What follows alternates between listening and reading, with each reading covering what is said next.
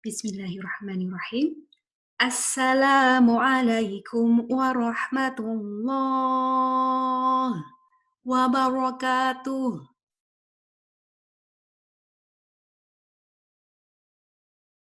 Alhamdulillah, alhamdulillah, wassalatu wassalamu rasulillah. Innal hamdalillah nahmaduhu wa nasta'inuhu wa nastaghfiruh wa na'udzu billahi min sururi anfusina wa min sayyiati a'malina. May yahdihillahu fala mudilla lahu wa may yudlil fala hadiyalah. Allahumma salli ala Muhammad wa ala ali Muhammad.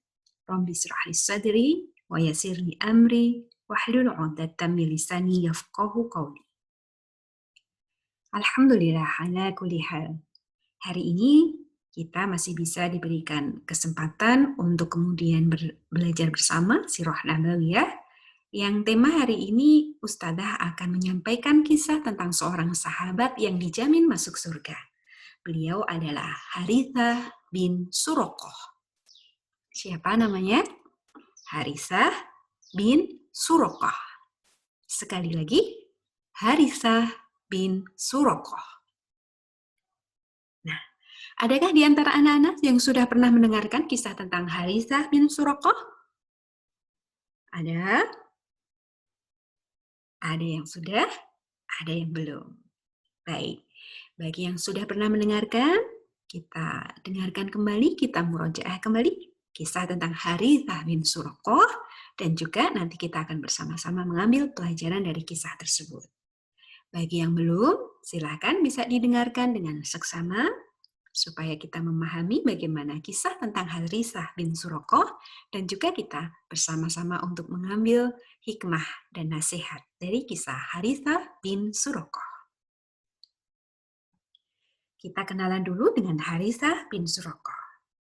Harithah bin Suraqah memiliki nama dan nasab Harithah bin Suraqah bin Al-Harith.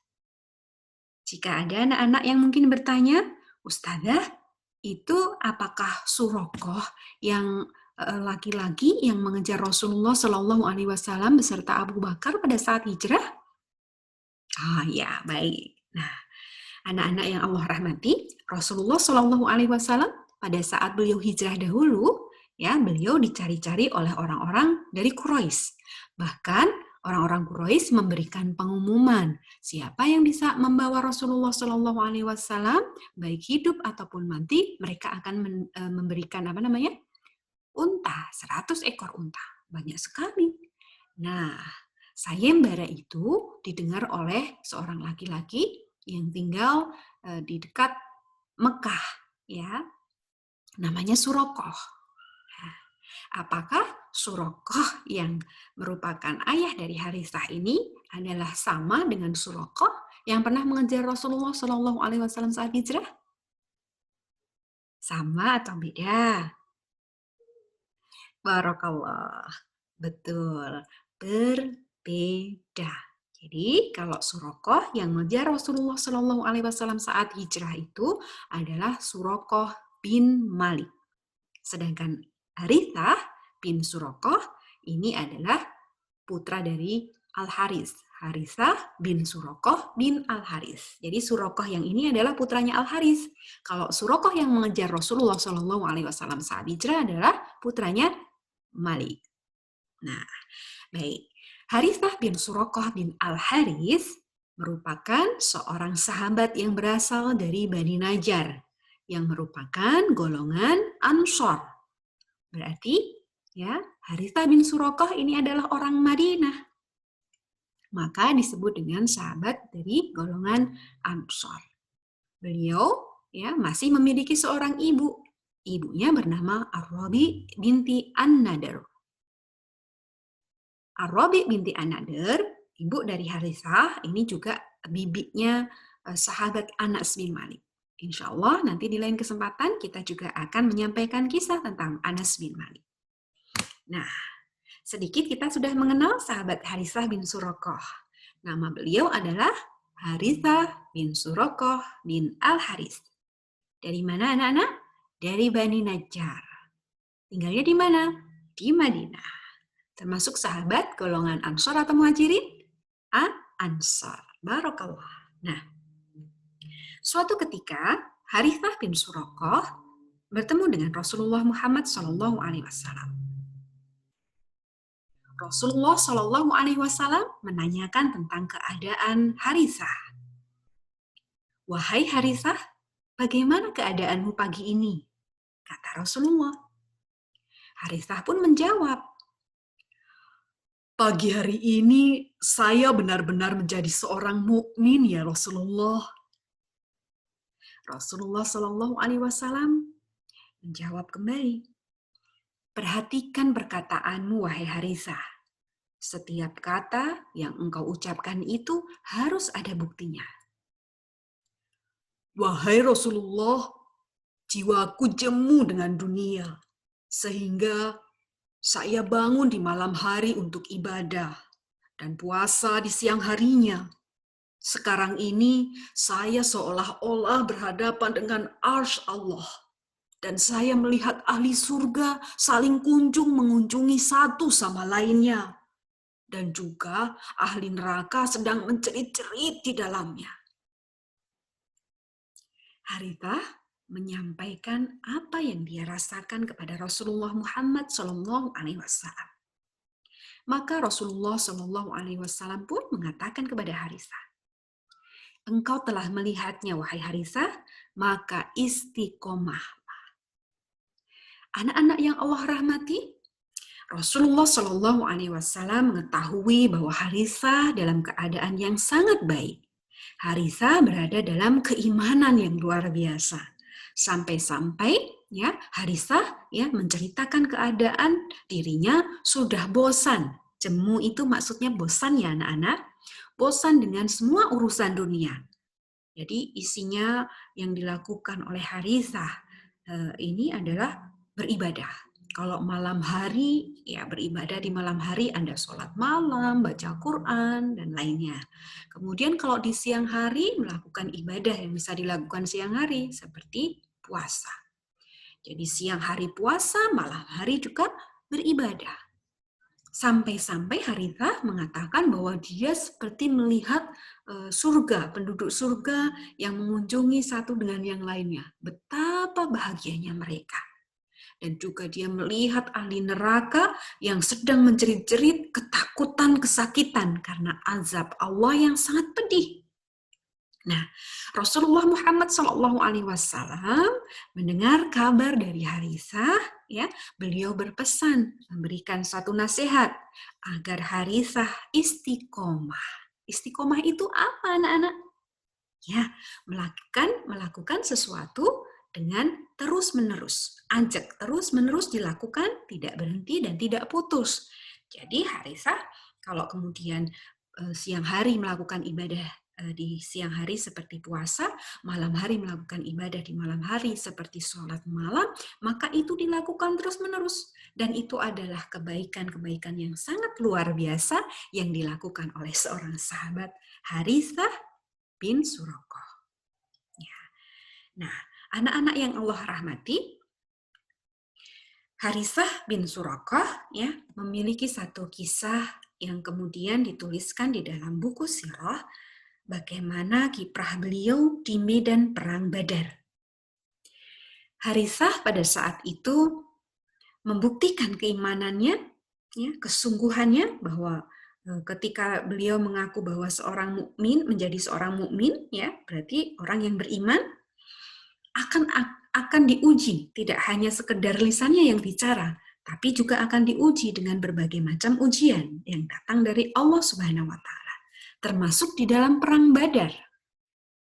Nah, anak-anak yang Allah rahmati, nah, perang Badar, mungkin ada anak-anak yang belum pernah mendengar kisah ini ya, Ustazah sedikit berikan bocoran kisah perang Badar. Perang Badar itu adalah perang antara kaum muslimin dengan orang-orang kafir Quraisy. Ini adalah perang pertama kali yang melibatkan pasukan yang sangat besar. Ya. Pada saat itu sebetulnya Rasulullah SAW ya tidak bermaksud untuk melakukan peperangan seperti itu. Rasulullah Shallallahu Alaihi Wasallam membentuk satu pasukan dan beliau kemudian keluar dari kota Madinah, ya, itu dalam rangka menghadang kafilah dagang. Apa itu kafilah dagang? Rombongan orang-orang yang baru saja pulang dari berdagang. Ya, pada saat itu kafilah dagang atau rombongan dagang itu dipimpin oleh Abu Sufyan. Dia adalah pemuka kafir Quraisy pada saat itu. Kafilah dagang Abu Sufyan ini membawa begitu banyak harta. Nah, kenapa Rasulullah dengan para sahabat ingin menghadang kafilah dagang Abu Sufyan? Karena harta-harta kaum muslimin, yaitu orang-orang muhajirin yang hijrah dari Mekah ke Madinah, itu sebagian besarnya ya diambil semua oleh orang-orang Quraisy dengan paksa. Jadi kaum muslimin saat hijrah kan tidak membawa harta sedikit pun. Harta-harta mereka ditinggal di Mekah.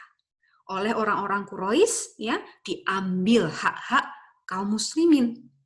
Saat melakukan perjalanan dagang, di antara barang-barang dagangan yang dibawa Abu Sufyan itu adalah milik kaum muslimin. Maka dari itu Rasulullah dengan kaum muslimin menginginkan untuk mengambil kembali harta sahabat-sahabat muhajirin. Nah, karena ini adalah harta sahabat muhajirin, Rasulullah Shallallahu Alaihi Wasallam tidak mewajibkan seluruh sahabat untuk ikut dalam peperangan ini. Jadi Rasulullah tidak memberikan kewajiban untuk para sahabat ikut dalam pasukan Rasulullah. Nah, pada saat itu yang ikut sebagian besar adalah orang-orang muhajirin. Tetapi ternyata sahabat-sahabat dari kalangan Ansor pun tidak sedikit yang kemudian ikut serta di dalam pasukan ini. Dan nanti kalau kemudian kita dengarkan secara detail, bahkan jumlah sahabat-sahabat Ansor itu lebih banyak. Karena dalam perang Badar ini Rasulullah Shallallahu Alaihi Wasallam beserta pasukan hanya sekitar 300 orang, 312 atau 317 orang. Dan separuh lebih itu adalah orang-orang Ansor. Padahal harta yang hendak diambil itu adalah harta milik muhajirin. Tetapi sebagai sahabat, Ansor memiliki tanggung jawab dan rasa ingin membantu kepada sahabat mereka, yaitu dari golongan muhajirin. Nah, ketika kemudian Harithah ikut serta di dalam perang Badar, beliau bertugas sebagai mata-mata untuk mengetahui keberadaan kafilah dagang, dan kemudian ketika ada musuh-musuh mengintai pasukan kaum muslimin, Harithah bisa mendapatkan informasi yang akurat sehingga beliau bisa menyampaikan kepada Rasulullah dan Rasulullah akan membuat strategi. Akurat itu apa, Ustazah? Nah, akurat itu yang mendekati benar. Ya, atau bahkan benar 100%. Jangan sampai informasi yang disampaikan itu salah. Ya, begitu ya. Nah, pada saat itu Harithah merasakan kehausan luar biasa. Jadi, pada saat hendak mencegat kafilah dagang Quraisy, Abu Sufyan, ya, Rasulullah Shallallahu Alaihi Wasallam melewati satu daerah bernama Badar. Ya, nanti peperangan dengan orang-orang kafir Quraisy ini terjadinya di Badar. Di sana ada mata air yang kemudian biasa digunakan oleh orang-orang yang melalui wilayah Badar. Saat merasa sangat kehausan, tentu saja Harithah mencari air. Nah, ketika peperangan belum dimulai, jadi pasukan Quraisy itu mereka datang dari Mekah dengan jumlah yang sangat banyak. Kira-kira jumlah mereka ada sekitar berapa? Ada 1.300 orang waktu mereka berangkat. Kemudian mereka membawa begitu banyak unta. Kemudian mereka juga membawa kuda, baju besi. Mereka sudah siap berperang. Karena mereka tahu bahwa Rasulullah Muhammad SAW akan menghadang kafilah dagang yang dipimpin Abu Sufyan tadi. Orang-orang kafir Quraisy mendapat kabar seperti itu, mereka langsung kemudian mengumpulkan pasukan dan berangkat dari Mekah. Nah, ketika Harithah merasa kehausan, dia kemudian mencari air, di mana pada saat itu orang-orang Quraisy itu juga sudah ada di daerah Badar. Maka Harithah saat minum mengambil air di satu telaga atau sumur begitu, ternyata Harithah ini terkena anak panah. Dan anak panah itu ya, anak-anak nyangkutnya tidak di dadanya, tidak di perutnya, tidak di kepalanya, tapi di pangkal tenggorokannya. Karena sudah menancap di pangkal tenggorokannya, ya, kalau sudah nyampe di tenggorokan kan susah ya bernafas anak-anak. Allahu Akbar. Harithah sudah sangat kesakitan.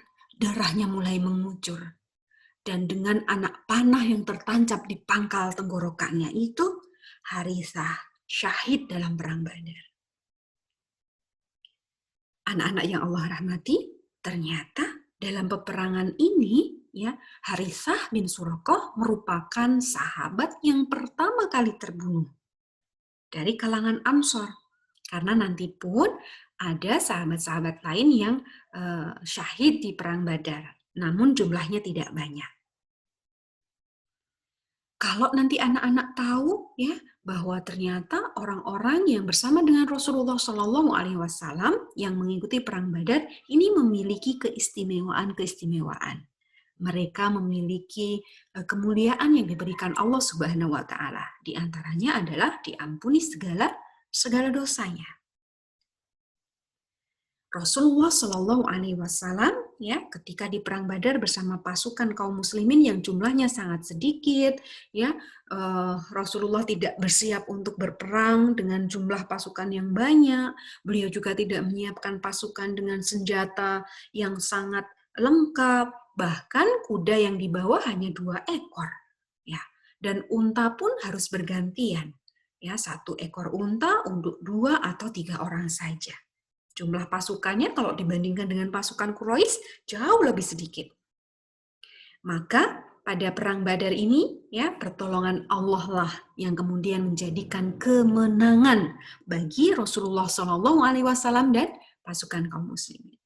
Ketika pasukan kaum muslimin ini kemudian kembali dari perang Badar dengan kemenangan, semua keluarga yang sudah menunggu di Madinah bagi keluarga mereka yang kemudian ikut berperang, entah ayahnya, entah pamannya, atau putranya, atau saudaranya yang berangkat ke medan perang Badar, ya sudah ditunggu-tunggu saudaranya di rumah. Mereka menanti.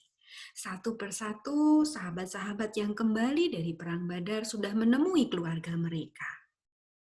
Nah, ibunya Harithah bin Suraqah tadi menunggu juga anak-anak, menunggu kedatangan putranya. Di mana Harithah? Yang lain sudah kembali, kenapa dia belum muncul juga? Aku tidak tahu bagaimana keadaannya. Apakah dia selamat atau dia tidak selamat? Anak-anak yang Allah rahmati, seorang ibu mengkhawatirkan putranya. Itu adalah sesuatu hal yang wajar kan ya? Begitu juga ketika umi kita, ya, ibu kita, bunda kita, mama kita di rumah mengkhawatirkan kita kok belum pulang-pulang, ini main atau ini kemana, atau mungkin dari ngaji belum kembali padahal hujan deras dan lain-lain. Pasti khawatir kan ya nak? Pasti khawatir. Seperti halnya ibunya Harithah bin Suraqah juga mengkhawatirkan keadaan putranya, Harithah bin Suraqah yang belum kembali dari perang Badar. Nah, ketika itu Ummu Harithah bin Suraqah ini dia bingung mau tanya kemana. Maka kemudian beliau menemui Nabi Muhammad SAW. Wahai Nabi Allah, sekiranya engkau kabarkan kepada kami tentang Harithah. Jika ia di surga, maka aku akan bersabar. Tapi jika tidak begitu, maka aku akan menangis sejadi-jadinya. Anak-anak yang Allah rahmati, Ternyata Ummu Harithah berjumpa dengan Rasulullah SAW dan menanyakan kabar tentang Harithah. Tapi beliau sudah mengatakan kepada Rasulullah, kalau Harithah itu keadaannya baik, dia ada di surga, maka dia akan bersabar. Meskipun sedih, ditinggalkan anaknya, ya meninggal, tapi kalau masuk surga, maka Ummu Harithah akan sangat gembira. Namun kalau Rasulullah SAW mengabarkan Harithah ini tidak masuk surga, maka dia akan menangis sejadi-jadinya karena dia kehilangan putranya, meninggal tidak dalam keadaan yang baik, yaitu meninggal yang menyebabkan dia tidak masuk surga. Beliau akan menangis. Bagi sebagian besar orang, ketika kemudian saudaranya, orang tuanya, anaknya, atau bahkan hanya temannya saja, ketika ada orang yang meninggal, tentu kita akan sangat sedih kan ya? Kita akan menangis, sedih ditinggalkan orang yang mati. Tapi ini seorang ibu mengatakan, kalau anaknya pun mati, tapi kalau dia di surga, dia akan bersabar, dia akan gembira. Karena anaknya meninggal dan mendapati kehidupan yang sangat baik, yaitu surga. Tapi kalau tidak, maka akan menangis sejadi-jadinya. Rasulullah SAW kemudian beliau bersabda, "Wahai Ummu Harithah, sesungguhnya surga itu ada banyak, dan putramu masuk ke surga Firdaus yang paling tinggi." Masya Allah, siapa di antara anak-anak semua yang ingin masuk surga? Barakallah. Siapa di antara anak-anak semuanya yang ingin masuk surga Firdaus? Barakallah. Surga Firdaus adalah surga yang paling tinggi. Siapa yang tidak senang kalau anaknya masuk ke dalam surga dan bukan hanya sekedar masuk di surga saja, tapi surga yang paling tinggi. Ini mengabarkan kepada kita bahwa ternyata surga itu ada tingkatan-tingkatannya, Nak. Ada surga yang bertingkat-tingkat. Kalau surga yang paling tinggi, tentu itu adalah surga yang ditempati oleh orang-orang salih, ya, termasuk para nabi, termasuk Rasulullah Muhammad SAW. Baru nanti ada surga-surga di bawahnya. Nah, kalau kita berdoa kepada Allah, kita menginginkan surga yang paling tinggi. Lalu tidak hanya kita minta saja, tapi kita buktikan dengan amal ibadah yang kita lakukan. Ya kan? Jadi kita lakukan semua amal ibadah yang kita mampu untuk lakukan agar Allah memberikan rahmat kepada kita dan kita dimasukkan ke dalam surga, tidak hanya di surga yang paling bawah atau bahkan di empernya surga, tapi di surga yang paling tinggi, yaitu surga Firdaus. Nah, ini adalah kisah tentang Harithah bin Suraqah yang oleh Rasulullah Muhammad SAW dikabarkan menjadi penghuni surga. Nah, ini menjadi hikmah dan nasihat untuk kita semuanya bahwa ternyata keimanan itu butuh bukti, tidak hanya omdo. Apa itu omdo? Omong doang. Jadi kita melakukan amal soleh sebagai bukti keimanan kita.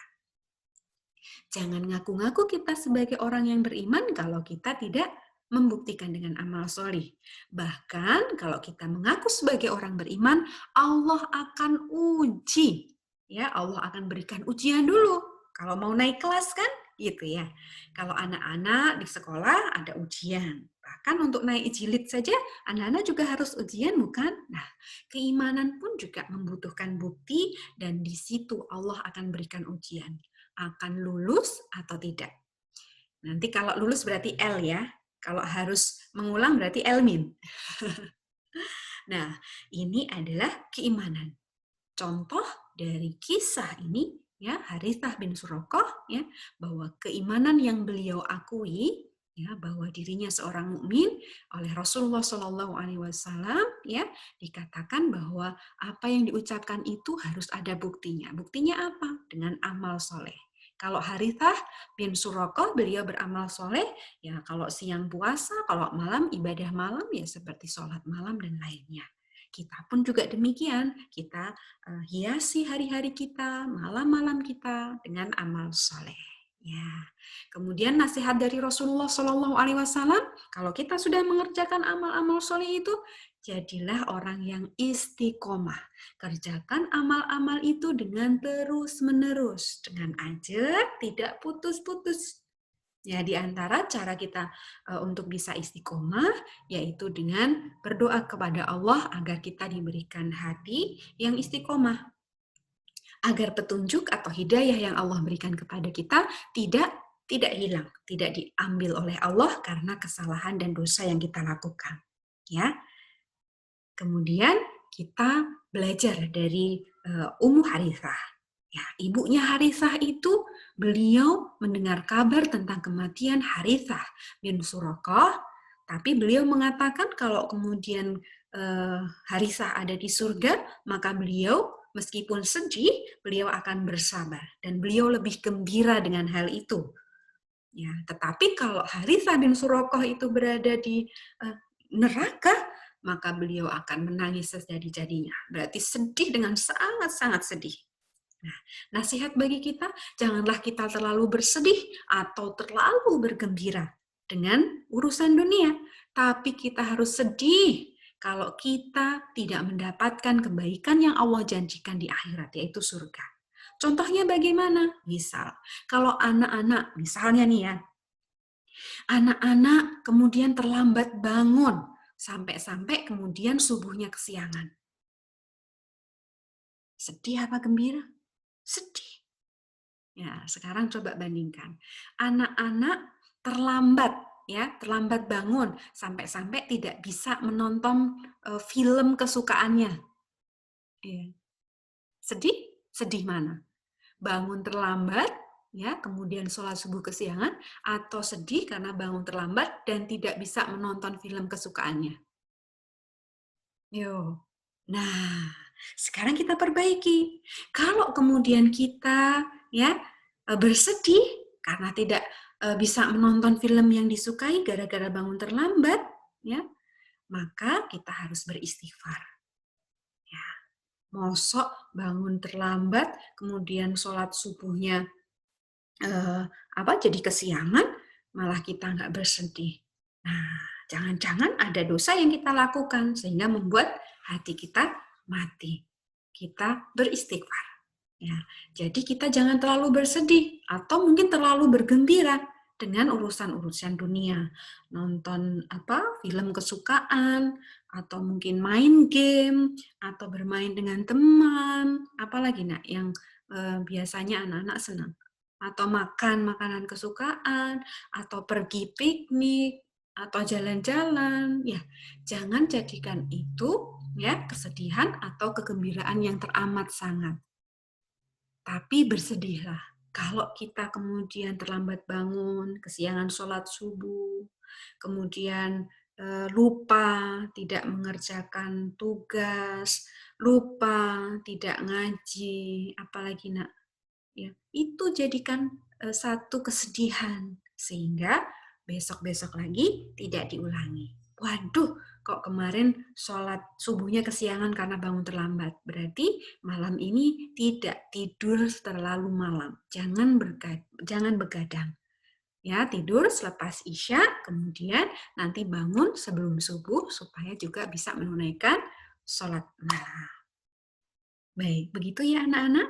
Mudah-mudahan dari kisah Harithah bin Suraqah ini menjadi satu pelajaran untuk kita agar kita terus beramal soleh dan istiqomah mengerjakannya, dan kita akan bersedih kalau ada ibadah-ibadah yang kemudian kita tinggalkan. Semoga Allah memberikan kepada kita semua kemudahan dalam beramal soleh tersebut. Kita tutup dulu untuk kisah pada hari ini tentang Harithah bin Suraqah, yang insya Allah nanti di pertemuan-pertemuan yang lain kita akan lanjutkan tentang kisah sahabat-sahabat yang lainnya, termasuk kisah sahabat-sahabat wanita atau yang kita kenal dengan Sahabiyah. Baik, kita cukupkan untuk pertemuan hari ini dengan membaca hamdalah bersama-sama. Alhamdulillahirrabbilalamin. Kita beristighfar 3 kali. Astaghfirullah wa atubu ilaih. Astaghfirullah wa atubu ilaih. Astaghfirullah wa atubu ilaih. Dan kita tutup dengan kafaratul majlis. Subhanakallahumma wa bihamdika. Ashhadu an la ilaha illa anta. Astaghfiruka wa atubu ilaih. Barakallahu fikum. Wassalamu alaikum warahmatullahi wabarakatuh.